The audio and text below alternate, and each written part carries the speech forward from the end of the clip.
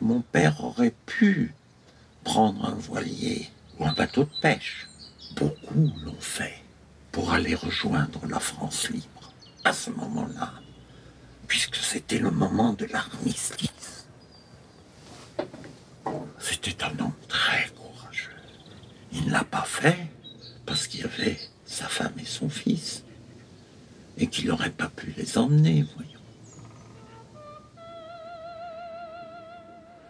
Il faisait merveilleusement beau.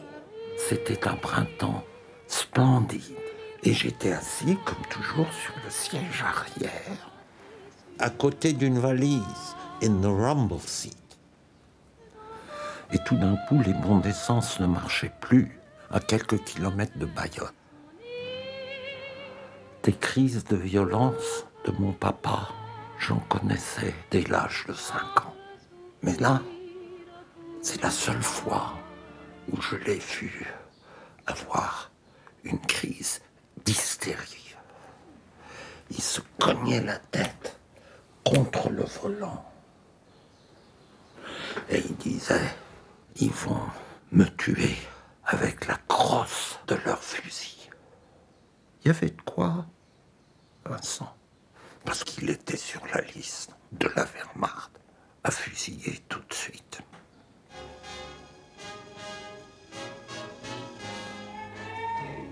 À Bayonne, il n'y avait pas de chambre d'hôtel. Rien.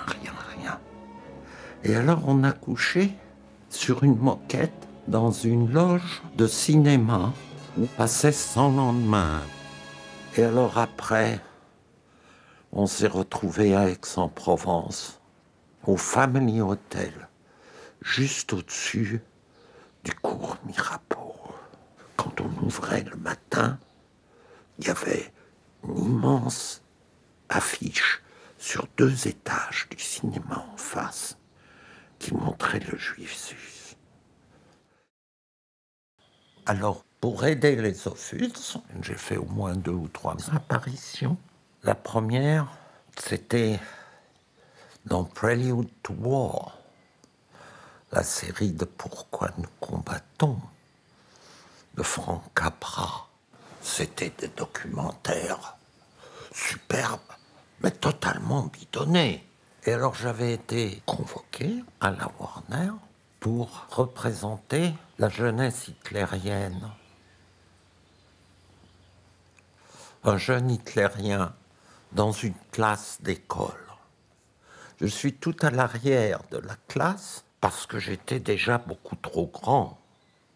Et on devait lever le bras dans la salle de classe et chanter cette chanson.